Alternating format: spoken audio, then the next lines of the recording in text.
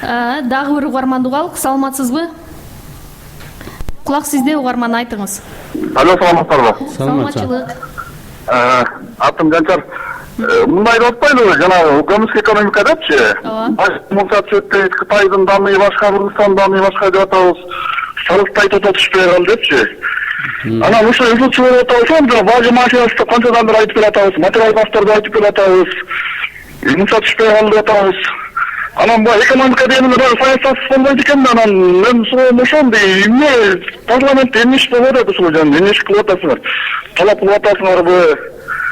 Ошо бажы жүрүшүн көбөйтүш керек, эмне кылыш керек, кандай секир жасай алабыз деген. Ошо Арменияны айтып кеттиңиз, Грузияны айтып кеттиңиз. Парламент деген чоң орган да, силерден көз каранды көп нерсе. Ошону билейин деген. Туура, биз парламентте муну талап кылып атабыз. Бүгүнкү күнү өзүңүздөр билгендей, мына биздин президент биринчи жолу бөлөк президенттерге дагы сунуштады. 3 тараптуу чек арада посттор пайда болсун. Казакстанда дагы, Кыргызстанда дагы, бөлөк өлкөлөрдө дагы. Биз ушул контрабанданы жокко чыгарайлы. Мисалы, ошол Эрикиштам Торугарта жекеле Кыргыздын там бажычылары турбастан, ал жерге Орусия, Казакстандын, Белоруссиянын дагы бажычылары туруп, бирдиктүү система болсун деп.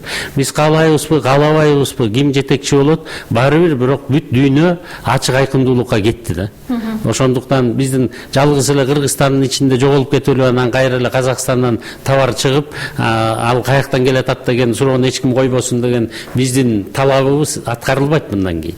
Ошондуктан жанагы Казакстандын чек арасы менен туруп калып аткан машинанын баары токтоп калып атканы дагы ошондон. Товар каяктан деген суроо бүт дүйнө жүзүнө кетти. Жана цифровизация деп атпайбы? Бир кыргыздар дагы JS1-га кириш керек. Мына бул дүйнөлүк соода уюмунун системасында предтаможенный отгрузка деп коет. Кыргызстанга каяктан эмне товар келатса, алдын ала биз билип турушубуз керек да. Биз ошо экинин баарын ачык айкындуулукту киргизгенде өзүнөн өзү эле жанагындай коррупциялык схемалардын баары жок кете берет да. Уланталы программабызда азыр дагы бир угарман байланышта экен. Саламатсызбы? Саламатсызбы. Бишкектен элеметтер окан. Айтыңыз. Бюджетти толтуруу үчүн биринчи алтын казуу иштерин жөнгө салыш керек. Ел бизге каршы болуп калды десен, түшүндүрүү иштерин жүргүзүш керек. Экинчиси, Бишкекте мамлекеттин астында президенттин алдында аппарат бар. Жогорку кеңеште аппарат бар. Премьер-министрдин алдында аппарат бар. Буларды кыскартыш керек. Андан тышкары өнүктүрүү дирекциясы деген бар. Ал премьер-министрдин алдында турат. Президенттин алдында турат. Мындай ачыкча штаттардын бардыгын жоймоюнча эч кандай бюджет болбойт. Рахмат. Абдан туура, сиздин биз ушу 350 миңден ашык кишини жыл сайын бул цифра ары бери азайып же көбөйүп турат. Бюджеттин эсебинен каржылайбыз. Ошолорду каржылаш үчүн жалаң зарплатасын эле бир 40 миллиард сомдон тегерегинде сарптайбыз. Ал эми алардын жүрүм туруму, ошолордун жашоо турмушунун баары ордунда болуш үчүн бул эми акыркы сугатчы менен, Мирап менен президентке чейин айтып атам да, ушуларга жалпы жонунан 72 миллиард сомго чейин акчабыз кетет. Анан булар ушунча акчаны биз ушул кишилерге сарптап, аларга жумуш орун түзүп берип, туурабы 6 миллион кишиден мына 350-370 миң кишиге ыңгайлуу шарттар түзүп бердик. Аз болсо дагы зарплатасы бар дегендей. Анан ошолор бизге кайра жакшы ыңгайлуу шарт түзгөндүн ордуна алар кайра бизден акча талап кылып, эффективдүү эмес иштеп аткандыктан мен Аксакалга толугу менен кошулам. Бүгүнкү күнү биз эки эсе өзүбүздүн 350 миң, 370 миң кишини эки эсе кыскартсак болот. Угатабыз дагы бир угарман. Саламатсызбы? Кулак сизде, айта бериңиз сурооңузду. Алло, саламатсызбы? Мен Бишкек мындай дейтилим да, мен көмүскө экономика анан контрабанда деп айтып атпайбы? Мына шаардын чекесинде мен Жапаров мырзага айтып коеюн, эртең бар парламентти көтөрсөңүз болот. Бензинди бакалашкалап куюп алып сатып атат. Бул эмне деген? Бул контрабанда да бензин, туурабы? Туура. Буну органдар канча көрбөйт. Эгер мен бир кичинекей комок ачсам, баса калат налоговый. Көчөдө бакалашкалап сатып аткан эмне көз жумуп атабы? Ишенмесеңиз текшерип көргүлө. Абдан чоң жаман көрсөткүчтөрдүн бири ушул болду. Бул 90-чу аткезчилиги азыр канча пайызды түзүп атат мисалы? Дизель боюнча 50%дан өтүп кетти. Анткени Казакстанда эми биз аябай эле көп сүйлөп эле бири-бирибизди кырып эле, бири-бирибизди жамандап эле жайлагандан башка эчтеке кылып айтпайбызбы? Казакстанда болсо былтыртан бери эки чоң кайра нефтти кайра иштете турган эки чоң завод жумушка киришти. Ошонун негизинде дизель Россияга караганда 10 сомго арзан боло баштады да. Ошондуктан бул өкмөт ыкчам иштеп, Казакстан менен сүйлөшүп туруп, биз дизелди Казакстандан ала башташыбыз керек эле да. Тилекке каршы биз орустар эмне деп коет? Биз орустар менен мурун алчу элек Газпромдон. Ошолор алып келчү эле, деп анан ушу чабалдыгынан бир чети. Анан экинчи чети бу Кытайдын улуу данышманы Дэн Сяопин айткан, эгерде жаан жаап атса бул бирөөгө керек депчи. Жанагынтип баклажка сатып аткандардын үстүнүн баарында укук коргоо органдары, фискалдык органдардын баары туруп алып, мына 1 литрге ким билет, балким бардыр. Аны укук коргоо органдары тактап туруп бериш керек да. 1 литр бензинге 1 сом пайда көрсө, бул контрабандисттер үчүн аябай чоң пайда болчу да. Азыр болсо 10 сомго чейин пайда көрүп аткандан кийин жабай кетишти. Булардын баары мына бюджетке, мен прессадан окуп атам, андай так данныйларым жок. Бюджетке эле быйыл 7 миллиардтан бери 10 миллиард сомго чейин жалаң ушеке ГСМден контрабандасынан элге жетпей калды деп атат да. Мисалы өзүбүздүн Кыргызстандагы эле ушул мунай иштете турган заводдорду эмне үчүн иштете албай атабыз? Бул сырьё жоктугуна эле байланыштуу. Эгерде толук кубаттуулукта иштете турган болсок, ушул кенемтени мындай кандайдыр бир деңгээлде жабат беле жокпу? Толугу менен жаап коймок. Мына биздин Жунда заводунун эле орду менен иштетип алсак, укмуш амбицияны коюп баштыгы 1 миллион тонна бизге керек. Ошончо алып келип атабыз биз. Ошонун баарын биз Жунда заводу менен эле бүтүрсөк болот. Мына Кыргызнефтегазды биз орусиялар менен сүйлөштүк эле. Кытайдын инвесторлоруна талап коюп, евро стандарт 5теги бензин чыгарасың десек, бизге битумдагы чыгат, алар бензинди дагы ошончо деңгээлде чыгара алышат да. Өкмөт күнүнө хотя бы бир гана ушу жумуш менен алек болсо дагы Жунданы иштетиш керек да. Аны Жундага болгон сырьёну алып келип бериш керек. Мен айтып атпаймынбы, мына Казакстан берем деп атат. Сырьёну чечпесе эмне үчүн бул заводду ачып элеген? Иран берем деп атат. Эми сиздер билесиздер да, бул кыргыздар биз эртеңки күнүбүздү дагы ойлобойсак, Кытай астыга бир 50 жылдык планды коет да. Мен бир жолу Кытайга барып таң калдым. Илгерки бир императору 1000 жылдык, анан 10.000 жылдык планды астыга коюп койгон экен да. Кийин даже коммунисттер аны бузбаптыр. Анан ошондуктан алар көрүп атышат да, кыргыздар баары бир күн оңолот. Бул Жунда деген завод иштейт. Товарлар ары бери ташылганда Кыргызстандын территориясында биздин бир топ мекемелер иштей баштады. Алар ошо ГСМден үзгүлтүк болбосун деп, алар алдын ала өзлөрүнүн бизнесмендерин, өзлөрүнүн экономикалык кызыкчыларын ойлонуп алып келип коюп коюшту. Анан биз жүдөп атпайбызбы? Алар дагы жүдөп атабыз, өзүбүз дагы жүдөп атабыз да. Эки чоң завод Кыргызстанда, бирөө түштүктө, бирөө түндүктө бул проблеманы чечет. Бюджетке дагы киреше түшмөктөн да, туурабы? Биз ошо эки жерден акчаны ала берет элек да. Ары баклашканын артынан куубай. Туура. Уланталы программабызда азыр дагы угарман бар. Саламатсызбы? Саламатсыз, Акылбек Сымбек. Ассаламу алейкум. Салам алейкум. Мен сизге эки суроом болот да. Бирөө мына кечээ уктуңуз, тиги Токтол районундагы эл журт Толкен жагын чалгындоо жагына каршы болуп атышат да. Бул туура деп эсептейм да. Oyunda айтып коюн себеби дегенде бизде Толкен жагынан бизде специалист болуп турган болсо, азыр мына катайлыктар толугу менен эле биздин байлык эметип атат. Жер үй мына мисалы ошол болуп атат да, мисалы катары биз ал жактан пайдаланып көрбөй турган болуп атабыз да. Ошондуктан ошо стратегиялык, сиз билесиз, экономист, финанс катары стратегиялык инвестор эмес, финансовый инвесторду алып келсек жакшы болбойт беле бизгечи. Рахмат, экинчи угарманда кошуп койсоңуз, азыр дароо калы, саламатсызбы? Жооп берем. Абдан туура айтасыз. Ошол эле Кумтөрдүн модели бар. Жерде турган кенди залогко коюп, кредит алып, анан Кумтөрдү бүгүнкү чейин иштетип атышпайбы. Ошол сыяктуу эле биз дагы финансылык инвесторлорду алып келип, эң оболу мен айтып коеюн, менин көз карашым биринчиден экологиялык, анан экономикалык өнүгүү болуш керек. Эгерде экологияга зыян боло турган болсо, анда бир да объект иштебеш керек. Бул биринчиси. Экинчиси, борбордук бийлик Бишкекте отурган ген тармагын ордуна кое албай койду да.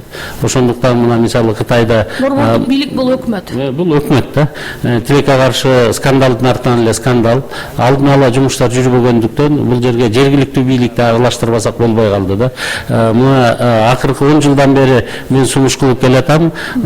Кайсы жерде кен чыкса, кайсы кен чыкпасын, суудан баштап алтынга чейин 10% ошол жердеги айil өкмөткө берели, 10% районго берели, 10% областка берели дагы, калган 70% кыргыздын өкмөтү тендер кылабы, конкурс кылабы, эмне кылса ошо кылсын да. Эгерде 30% жергиликтүү бийликтин колунда болгондо, алар совет директорунда дагы болот, аларды толугу менен контролго дагы алат, байкап дагы турат да. Ошол эле Солтон Сарыда 30% болгондо жанагындай жердештерибиз эшикке көчөгө чыкмак эмес. Алар жумуш ордунун баарын контролдоп, киреше чыгашасын дагы, анан өзүлөрү ошол жерде жашагандан кийин экологияны бузганга дагы алар бөөгө дагы мүмкүнчүлүк түзбөйт эле да. Мына азыр бир топ саясатчылар жер үйдө Кыргызстандын үлүшү жок деген маселени көтөрүп митинг, пикет уюштурабыз деп атышат да. А өкмөт болсо 2 айлык мөөнөт сурады. Биз бул маселени чечебиз депчи. Сиз кандай ойлойсуз? Чыны менен эле өкмөт убада кылгандай чече алабы? Артка кеткенге жол барбы? Кайра сүйлөшүү жүргүзүп, же бул дагы эле элди алдоо болуп атабы? Бул эми бүгүнкү иштеп аткан мыйзамдардын деңгээлинде чечилбей турган нерсе. Буга жаңы мыйзам кабыл алышыбыз керек. Ал мыйзам бул жөнүндө популисттик бир убада экен да. Анткени тилекке каршы 5 миллиард доллар аккумулировать эте турган пайдасы эмес. А пайдасын инвестор 1 миллиард 200 миллион доллардан ашык пайда көрөт. Кыргызстан болгону 260 миллион доллар гана салык ала турган болуп калды да. Мен өткөн доордо мурунку президентке ушу жер үйдү. Биздин аталарыбыз эле чак өзү разведка кылган. Атайын трансформаторный подстанцияны Акаевдин абагында эле алып барып коюп койгонбуз. Муну өзү кыргыз алтын иштетиш керек деген талабыбызды. Кыргыз алтында катышкан да. Кыргыз алтында катышкан. Ошондо да болбой, сен эмне мурунку бийликте жүрүп силер 300 сомго сатчу элеңер. Ал мурунку бийликте сиз премьер, мен жөн эле министр эмес белем десем да укпай атып, мына мен 100 миллион долларга сатып ийдим деп сатып ийип басып кетип калды да. Бул абдан туура эмес көрсөткүчтөрдүн бири болду. 100 миллион долларга сатканда дагы кирешеге салыкты 10%. Аны да алып салып туруп басып кетти да. Кирешеге азыр болот. Эгерде саясий сүйлөшүүлөрдү жүргүзө турган болсо, чыр-чатагы жок, элдин талабын астыга коюп өкмөт жаңы мыйзамдын бири бул раздел продукции деп коет да. Эгерде ошо чыгарылган алтындын көлөмүн бөлгөнгө жаңы мыйзам менен парламентке келе турган болсо, келген инвестор да оңой олтон инвестор эмес, ал дагы Россиянын дагы мен деген магнаттардын бири, аларды жөн эле барып таш менен кууп чыга албайбыз да. Ошондуктан алар дагы макулдаштырышыбыз керек, биз дагы ошого барышыбыз керек да. Биз элдин кызыкчылыгын мындан ары кумтөрдөй берип салып эле отура бербешибиз керек. Мына экономист катары, эл өкүлү катары сиздин пикирди да билгим келет. Бул өтө маанилүү. Азыр өкмөт кумтөр боюнча жаңы стратегиялык келишимге кол койду. Эми бизге бюджетке мурунку өкмөттүн учурундагы караганда көбүрөөк көлөмдө каражат түшөт деп атабыз. Ушул каражат сиздин оюңуз боюнча чыны менен эле көппү же биз мындан дагы көбүрөөк түшүргөнгө мүмкүнчүлүгүбүз бар беле? Бул эми ошо азыркы этаптагы болгон сүйлөшүүлөрдүн жыйынтыгы деп койсок болот. Бирок мындан аркысын дагы биз жөн эле отура бербестен профессионалдык деңгээлге өтүшүбүз керек да. Анан биз булардан сурасак эле акча эле сурайбыз, бирок ичинде эмне болуп атканын билбейбиз да. Ошол жака совет директордун мүчөлөрү аябай чабалдылар болуп атат. Биздин кызыкчылыкты коргобойт. Алар эптеп ошо 3000-5000 доллар берип койсо эле ошону менен бүттү да. Раматылык Алдашев Нияз деген жигитибизди дагы парламенттеги депутаттар түшүнбөй, ал бала дагы совет директоровко кирип жаңы эле ичинен баарын биле баштаганда парламентке келип отчетун берейин десе, биздикилер сен деген аябай чоң зарплата алат экенсиң, намысына аябай катуу тийип, анан ал да совет директоровдон чыгып кеткен да. Ал совет директоровдун ичинде Кыргыздын талабын талаша турган жигиттер керек да. Мисалы мен сунуштагам Теңиз Бөлтүрүк деген. Ошол кумтөрдө иштеп кеткен. Мурунку биздин чоң тоо кен комбинаттарын иштеткен жигит. Азыр эми Канадада инженер болуп иштеп жүрөт экен. Канаданын дагы жараны болуп алыптыр, бирок Кыргызстандагы жараны. Ушундай ичине кирген бир биздин специалисттер болсо, азыр ошондой специалисттерибиз бар Кыргызстанда. Ошондой совет директорлук кишилердин мүчөлөрүн киргизип, анан ичинен биз эмне болуп атканын жакшы билгенден кийин гана биз алардан бир топ талаптарды кое алабыз. Бирок бүгүн деле мен азыр премьер-министрге айтып атам, бүгүнкү күнү талаптарыбыз кандай болуш керек? алтынды Кыргызстанда сата башташыбыз керек. Ошондо бүт ушуну Европага чейин алып барып сатып аткан, хеджирование деп коет, проценттерге отурган, ошонун тегерегин баарын биз жокко чыгарабыз. Кыргызстанга валюта келе баштайт. Биринчиден Кыргызстанда алтынды сата башташыбыз керек. Жылына 10%дан сырьёну сатпай, жөн эле алтынды биз кирпички чийки кылып эле сатып атпайбызбы? Ошону 10%дан кайра иштетип туруп сатышыбыз керек. Жылына. Ал үчүн кайра иштетүү тармагы, зергерчиликти дагы биз колдошубуз керек болот да. Контор компаниясына биз ошо талапты коюшубуз керек да. Силер эң дүйнө жүзүндөгү мыкты компанияларыбыздын бири деп атасыңар. Өзүңөргө окшош алтынды иштете турганда мыкты бир компанияны алып келип Кыргызстанда кайра иштете баштагыла. Же болбосо биз чыгарбайбыз деп, жылына 10%дан биз алтынды Кыргызстанда иштете башташыбыз керек. Мындан тышкары 12 миллиард сомду бөлөк жактан материалдарды алып келип, сырьёну алып келип иштетип анан алтын чыгарышат. Ошонун болгону 1 миллиардка жакын эле Кыргызстандан алып атышат да. Биз ушуну дагы жылына 10%дан сен Кыргызстан сатып аласың дешкенибиз керек. Мына ошондо биз кумтөрдөн көбүрөөк пайда көрө баштайбыз да. Ансыз жөн эле кел акча бер деп коюп эле анан көбүрөөк акча алдык деп берген болбойт. Анан үчүнчү жагы мен премьер-министрди урматтуу Мухаммедкалый Дүйшөкеевичти айтып атам, Финляндияга барып келиңиз. Мен ошо Финляндия, Скандинавия өлкөлөрү менен достук группаны жетектейм. Бияктан Кыргызстан специалисттерин да алып барып көрсөтүп келдик да. 1,5 миң метр жердин астында кирип Лапландияда. Жана Санта-Клаустун родинасында, Вечный Мерзлатада 1,5 миң метр ылдый кирип, анан ошонун астынан алтынды алып чыгып атышат. Азыр жакында 3 километрга киребиз деп атат. Демек, канадалыктар биздин летниктердин баарын жардырып, ташып, ары бери ора болуп атат. Бөлөк технология жок деген туура эмес экен. Өз көзүңүз менен көрүп келиңиз. Анан ошондой компанияларды уже чакырып келели бияка. Мындан ары экологияны бузбоганга шарттарды биз катуу талап кылайлы. Ошонун ичинде мына сууну кайра иштетүүсү боюнча деле кумтөрдө. Таза сууну алып, анан кир сууну куюп салып атышат. Дүйнө жүзүндө замкнутый цикл деп коет, таза суу келет, тазалангандан кийин кайра производствого колдонот да. Ушундай талаптарды да коюп кете беришибиз керек да. Уланталы программабызда биз бюджеттин тартыштыгын кантип жоебуз деген суолго жооп издеп жатабыз. Жогорку кеңештин депутаты, бюджет жана каржы комитетинин мүчөсү Акылбек Жапаров жооп берип жатат. Азыр кыска жарнамалык түрмөктөн кийин жолугушабыз. Толкундан алыстабай туруңуз.